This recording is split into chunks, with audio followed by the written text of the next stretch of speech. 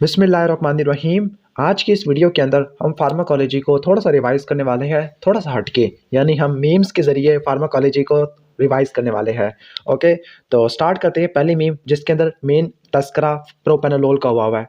Propranolol beta blocker है और propranolol 7 condition के अंदर इस्तेमाल होती है, 7 क्लिनिकल यूजेज है। पहला, ए से अंजाइना, ए से एरिथमिया, एरिथमिया के अंदर ट्रीटमेंट और प्रोफाइलैक्सिस इन दोनों के लिए इस्तेमाल होती है। इसके बाद आते हैं टी की बारी, टी से थायरोटॉक्सिकोसिस, टी से ट्रेमर और टी से टेंशन। ओके, इसके बाद बारी आती है फ्राइट की और लास्ट है माइग्रेन। ओके, तो इसको याद किस तरह से करना है, इसको याद करना है MAFT। ओके, या इसको हम मैप्ट कह सकते हैं या मुफ्त से भी कह सकते हैं। तो एम से माइग्रेन, एफ से फ्राइट होगा। ओके, जो स्टेज फ्राइट होता है। 3 टी है, ट्रेमर, थायरोटॉक्सिकोसिस, टेंशन।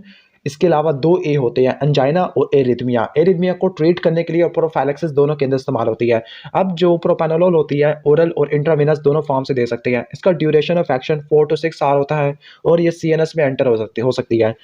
इसके 2 मेजर टॉक्सिटी होती है, पेरिफेरल नर्वस सिस्टम के ऊपर कुछ और होती है, CNS के ऊपर कुछ और होती है। पेरिफेरल नर्वस सिस्टम के ऊपर बीटा रिसेप्टर को ब्लॉक कर देगा, तो उसकी वजह से ब्रोंकोस्पैज्म हो सकता है। हार्ट के ऊपर AV ब्लॉक करवा सकता है, हार्ट फेलियर करवा सकता है। जो प्रोपेनोलोल होती है, एक्यूट हार्ट फेलियर के अंदर कॉन्ट्राइंडिकेटेड है, लेकिन क्रोनिक हार्ट फेलियर के अंदर हम इसको दे सकते होते हैं। CNS के ऊपर सीडेशन, लेथार्जी, स्लीप डिस्टर्बेंस वगैरह हो जाती है प्रोपेनोलोल की वजह से। प्रोपेनोलोल बीटा ब्लॉकर है, तो बीटा ब्लॉकर ये नॉन सेलेक्टिव बीटा ब्लॉकर है। और इसके अलावा जो नॉन सेलेक्टिव बीटा ब्लॉकर है, उसमें टिमालोल और बिटॉक्सोलोल आती है। जो टिमालोल बिटॉक्सोलोल है, इनके पास एनेस्थेटिक एक्शन नहीं होता, that is why they are used in the glaucoma.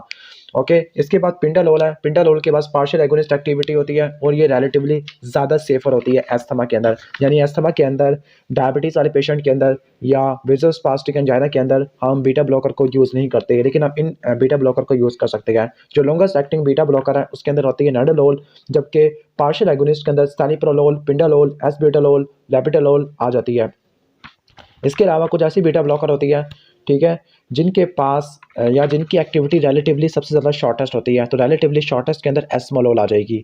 Okay, partial agonist activity pindolol, acebutolol mainly है, जबकि लोकल एनेस्थेटिक के अंदर टिमालोल और बिटॉक्सोलोल आ जाएगा। ओके, इसके बाद बारी है अमाइनोग्लाइकोसाइड की। तो अमाइनोग्लाइकोसाइड की इस मीम को देख सकते हो कि अमाइनोग्लाइकोसाइड का रिस्पिरेटरी मसल की टोन के ऊपर क्या होता है, क्या एक्शन होता है। तो जो अमाइनोग्लाइकोसाइड होते हैं, ये 30S राइबोसोमल इनहिबिटर होते हैं। इसके अलावा टेट्रासाइक्लिन है, लेकिन टेट्रासाइक्लिन और अमाइनोग्लाइकोसाइड में ये फ़र्क होता है कि जो अमाइनोग्लाइकोसाइड होती है बैक्टीरियाइडल होती है, जबकि टेट्रासाइक्लिन बैक्टीरियोस्टैटिक होती है। दैट मीन्स वो बैक्टीरिया की ग्रोथ को इनहिबिट करती है, जबकि अमाइनोग्लाइकोसाइड बैक्टीरिया को किल कर देती है। अमाइनोग्लाइकोसाइड 30S राइबोसोमल सब यूनिट पे जाके बाइंड करती है और प्रोटीन के सिंथेसिस को 4 मैकेनिज्म के जरिए ब्लॉक करती है। पहला, इनिशिएशन कॉम्प्लेक्स को बनने नहीं देती। अगर इनिशिएशन कॉम्प्लेक्स बन जाएगा तो mRNA की मिसरीडिंग करवा देगी, जिसकी वजह से इनकरेक्ट पेप्टाइड की इनकॉर्पोरेशन होगी, नॉन फंक्शनल प्रोटीन बनती है। तीसरा, ट्रांसलोकेशन को इनहिबिट कर देती है और चौथा, पॉलीसोम के स्ट्रक्चर को डिसरप्ट कर देती है, जिसकी वजह से नॉन फंक्शनल मोनोसोम बन जाती है। ओके, अब इसके जो टॉक्सिटी होती है, टॉक्सिटी के अंदर निमोनिक होता है PONS, पॉन्स होता है। तो P से हम कह सकते हैं पैरालिसिस है, O से बनता है ऑटोटॉक्सिटी, N से नेफ्रोटॉक्सिटी और S से बनता है स्किन का रिएक्शन है। तो पहला ऑटोटॉक्सिटी। ऑटोटॉक्सिटी के अंदर वेस्टिबुलर और ऑडिटरी डैमेज दोनों हो जाएगा। जो ऑडिटरी डैमेज होता है एमिकैसिन और कानामाइसिन की वजह से होता है, जबकि वेस्टिबुलर डैमेज जेंटामाइसिन और टोब्रामाइसिन की वजह से होता है। अब जो ऑटोटॉक्सिटी होती है वो इनके प्लाज्मा लेवल से प्रोपोर्शनल होती है। ओके, जो ऑटोटॉक्सिटी होती है, लूप डाययूरेटिक और अमाइनोग्लाइकोसाइड, इन दोनों को एक साथ यूज़ करने की वजह से काफ़ी ज़्यादा बढ़ जाती है। ओके, और चूंकि ऑटोटॉक्सिटी फीटल एक्सपोजर के बाद भी हो सकती है, that is why aminoglycoside are contraindicated in pregnancy. दूसरा है नेफ्रोटॉक्सिटी। नेफ्रोटॉक्सिटी के अंदर एक्यूट ट्यूबुलर नेक्रोसिस हो जाएगा। स्पेसिफिकली वो इंडिविजुअल जो अमाइनोग्लाइकोसाइड के साथ एम्फोटेरिसिन B भी ले रही है, सेफ्लोस्पोरिन भी ले रहे हैं या वेनकोमाइसिन भी ले रहे हैं, इसके अंदर जेंटामाइसिन और टोब्रामाइसिन आ जाता है। न्यूरोमस्कुलर ब्लॉकेट के अंदर ट्यूरली लाइक ब्लॉक हो सकता है, स्पेसिफिकली अगर अमाइनोग्लाइकोसाइड की डोज बढ़ जाती है और यहाँ पे रिस्पिरेटरी पैरालिसिस भी हो जाती है। असल में जो इस मीम के अंदर बताया गया है वही रिस्पिरेटरी पैरालिसिस होती है। इस रिस्पिरेटरी पैरालिसिस को रिवर्स करने के लिए कैल्शियम, नियोस्टिग्मीन और वेंटिलेशन सपोर्ट, ये 3 चीज़ें करते हैं। इसके बाद है स्किन का रिएक्शन। तो स्किन का रिएक्शन होता है नियोमाइसिन की वजह से काफ़ी ज़्यादा होता है, स्पेसिफिकली एलर्जिक स्किन रिएक्शन हो सकता है और कॉन्टैक्ट डर्मेटाइटिस है। जो कॉन्टैक्ट डर्मेटाइटिस है टाइप 4 हाइपर सेंसिटिविटी से बिलोंग करता है। अगर हम थोड़ी बहुत इनके इंडिविजुअल मेंबर की बात करते हैं तो जो जेंटामाइसिन है, टोब्रामाइसिन और मिकासिन होती है, ग्राम नेगेटिव बैक्टीरिया के खिलाफ इस्तेमाल करते हैं। लाइक ग्राम नेगेटिव के अंदर आपको पता है कि ई कोलाई होता है, फिर इसके बाद आप साल्मोनेला पढ़ते हो, सिरेशिया है। ओके, तो इसका निमोनिक क्या होता है? इसका निमोनिक होता है कीप्स, यानी के से क्लैप्सिला, ई से ई कोलाई और एंटीरोबैक्टर।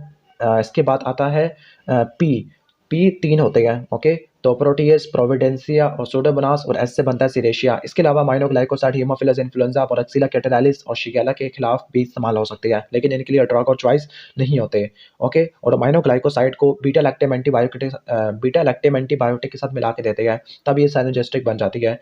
तो ओके, जब हम इनको अकेले यूज़ करते हैं तब ये इतनी ज़्यादा इफेक्टिव नहीं होती। फॉर एग्जांपल जो एंटी बैक्टीरियल साइनर्जी है उस वक्त होती है जब हम माइनोग्लाइकोसाइड को सेल वॉल सिंथेसिस इनहिबिटर के साथ मिला के देते हैं। फॉर एग्जांपल इसका निमोनिक है पेल, यानी सूडोमोनास, लिस्टेरिया और एंटीरोकोकस। इनको ट्रीट करने के लिए हम अमाइनोग्लाइकोसाइड को बीटा लैक्टेम एंटीबायोटिक पेनिसिलिन के साथ मिला के देते होते हैं। जो स्ट्रेप्टोमाइसिन होता है ये 3 डिजीज को ट्रीट करने के लिए इस्तेमाल होता है। इसका निमोनिक होता है पीटीटी, प्लेग, ट्यूबरकुलोसिस और टुलारीमिया। ओके, ठीक हो गया। जो मल्टी ड्रग रेजिस्टेंट होती है उनको ट्रीट करने के लिए एमिकेसिन वगैरह यूज़ करते हैं।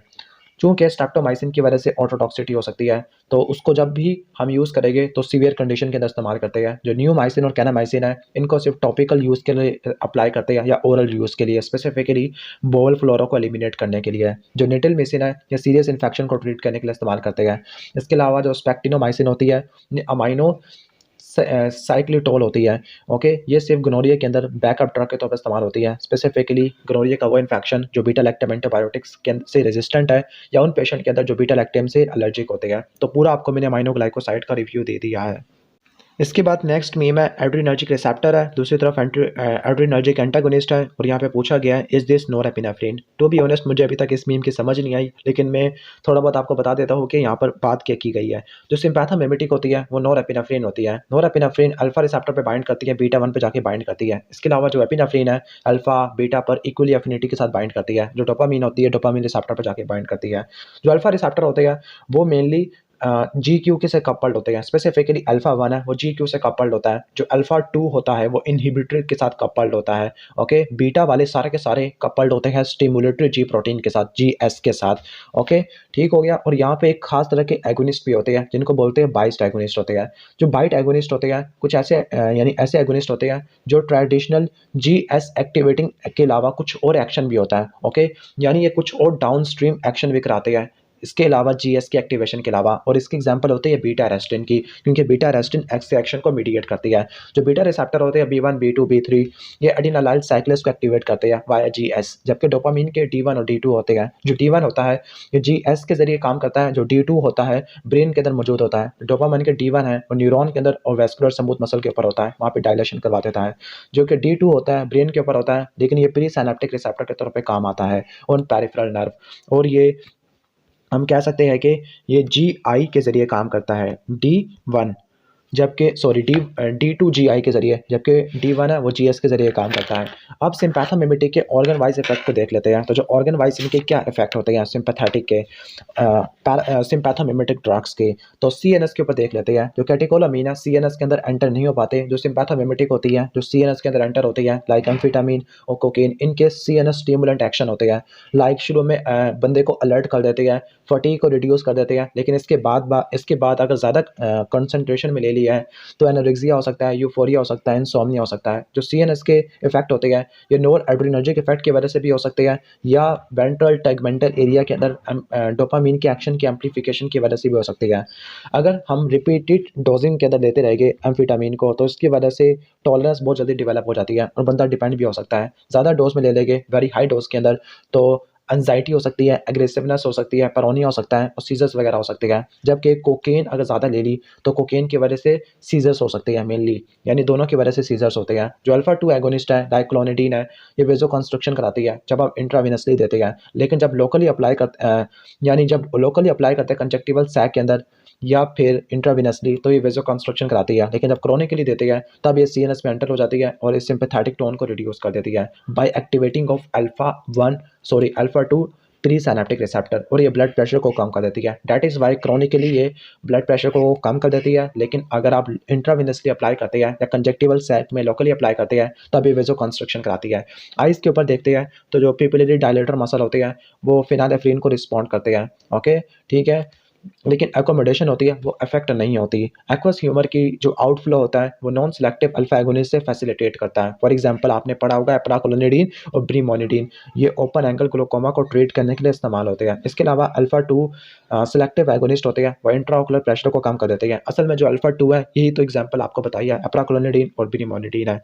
ब्रोंकाई के ऊपर बीटा 2 रिसेप्टर होते हैं, इस पे आइसोप्रोटिनोल और एल्ब्यूटिरोल जाके बाइंड करती होती है। एस्थमा के अंदर आ जाएगा। जीआईटी के अंदर अल्फा और बीटा रिसेप्टर दोनों होते हैं, स्मूथ मसल के ऊपर और न्यूरॉन दोनों के ऊपर मौजूद होते हैं। अगर चाहे अल्फा की एक्टिवेशन हो चाहे बीटा की एक्टिवेशन हो, दोनों की वजह से स्मूथ मसल की रिलैक्सेशन होती है। जो अल्फा 2 एगोनिस्ट होती है ये साल्ट और वाटर की सिक्रेशन को कम कर देते हैं। जेनिटो यूरिनरी ट्रैक्ट के अंदर अल्फा रिसेप्टर होते हैं ब्लैडर के ट्राइगोन के अंदर और स्फिंक्टर के एरिया के ऊपर, तो वो स्फिंक्टर की कॉन्ट्रैक्शन कराते हैं, ब्लैडर ट्राइगोन की रिलैक्सेशन कराते हैं। मेल्स के अंदर जो अल्फा 1 रिसेप्टर है वो प्रोस्टेट स्मूथ मसल की कॉन्ट्रैक्शन करवाते हैं। ओके, जो सिम्पैथोमिमेटिक होती है कभी कभार स्फिंक्टर की टोन को बढ़ा देती है। जो बीटा 2 होते हैं, बीटा 2 एगोनिस्ट होते हैं, ये यूट्राइन रिलैक्सेशन करा देते हैं। स्पेसिफिकली ऐसी प्रेग्नेंट वुमेन जो प्री टर्म के नज़दीक है, टर्म के नज़दीक है, लेकिन ज़्यादा डोजेस की वजह से टकीकार्डिया वगैरह हो सकता है। वैस्कुलर सिस्टम के ऊपर इनके डिफरेंट एक्शन होते हैं, उनको फिर एक रेस्पेक्टिव वीडियो में कवर कर लेंगे। ओके, अगर आपको इस टाइप की वीडियो अच्छी लगी है तो वीडियो को लाइक कर देना, चैनल पे नहीं हो तो सब्सक्राइब कर देना। मिलते हैं नेक्स्ट वीडियो में, तब तक के लिए अल्लाह हाफिज़।